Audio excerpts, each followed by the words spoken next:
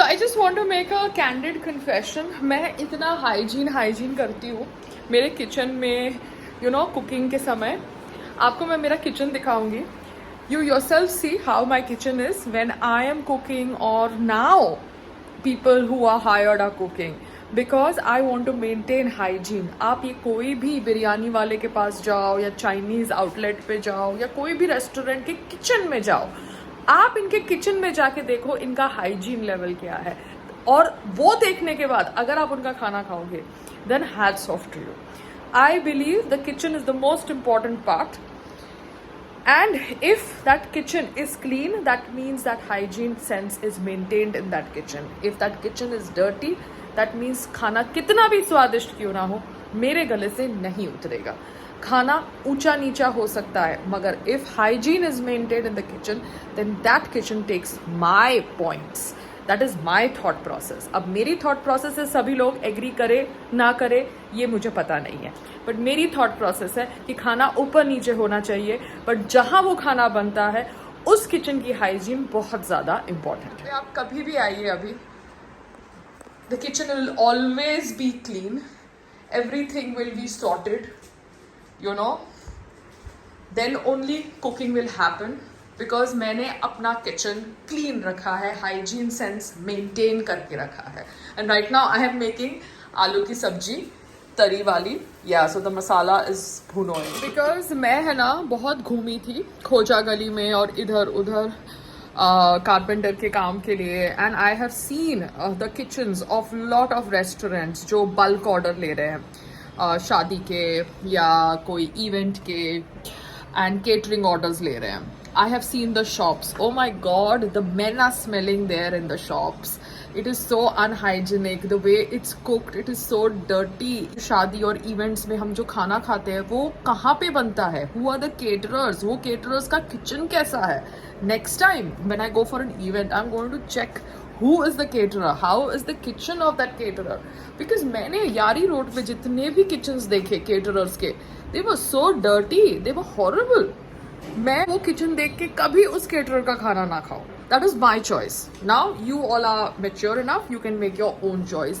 तो जब भी आप कोई शादी या इवेंट में जाए जहाँ पे आपको फ्री में खाना मिल रहा है because you are going to the event, kindly ask the event person कि आपने क्या केटरर का किचन देखा है. Is the kitchen of the caterer hygienic? That's a good question that you should ask. So Sana, my neighbor, took aloo paratha for her kids' breakfast. उसकी प्यारी बेटी CWC school में पढ़ती है, and I'm so glad that she likes my food and she trusts me with the cooking that happens in my house. Because बच्चों को खाना देना, अच्छा खाना देना, ये हर माँ बाप का फर्ज होना चाहिए एंड एफर्ट होना चाहिए. ये दूसरी बात है कि कभी कभार हम फंस जाते हैं अपने निजी कामों में इतना that we overlook what kind of food we give our children. But I think every parent should make sure that they give good food to their children. So Sana, I love it when your daughter says कि उसको आलू पराठा खाना है पायल का. And yes, thank you for doing business with me. Fumigation in process. जाली ली थी ना mosquito को दूर रखने के लिए, वो जाली आई थिंक 2 हफ्ते में ही ख़राब हो गई. It was waste of money. So it is better to buy online stuff rather than buy from on ground people. क्योंकि आई थिंक अभी वो जाली वाला स्टॉल पे आया था तो मुझे मेरे स्टाफ ने फ़ोन किया, बट 2 हफ्ते में नहीं, एक ही दिन में वो जाली का जो क्लिप था वो टूट गया था. So right now I'm just going to the stall to see if the jali wala is there. I don't think these people believe in replacement and all that, because ये रोड पे सामान बेचते हैं ना, तो जब रोड पे सामान बेचते हैं तो there is no protocol for replacement and exchange and everything.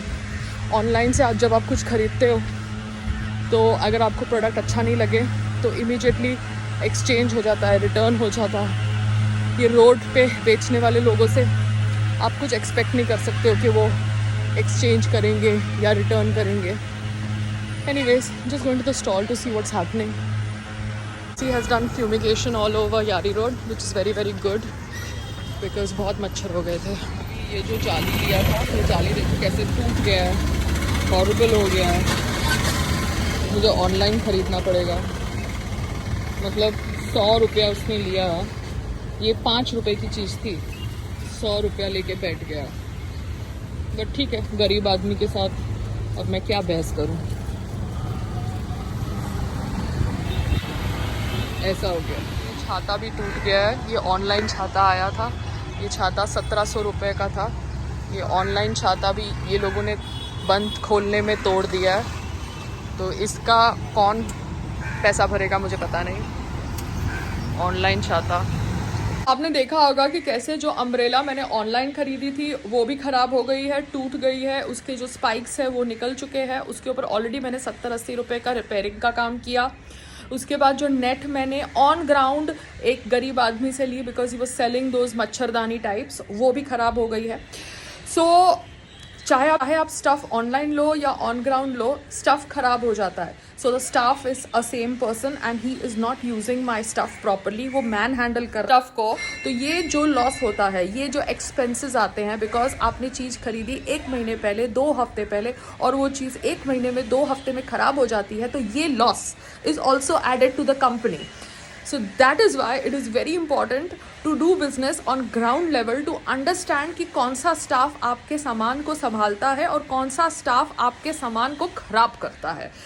बेचना तो दूर की बात है, none of these people can sell anything, okay? I believe they don't even know how to do marketing and sales because they have not brought up in that thought process. But हाँ, attitude सब में बहुत ज़्यादा है। Attitude तो राकेश का आप सबने देखा होगा।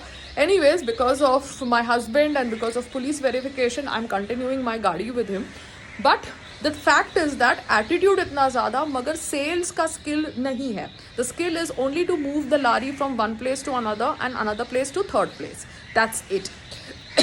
तो staff आप जो hire करते हैं, you need to understand वो staff आपके लिए liability ना बन जाए थोड़े समय में, बिकॉज आप स्टाफ को पगार तो देंगे। None of the staff is working for you free of cost. So you have to understand and make a self analyse decision whether the staff is worth keeping और whether you need to replace the staff as soon as you get a good option. ठीक है, this is just a tip for all those people who are starting a startup business.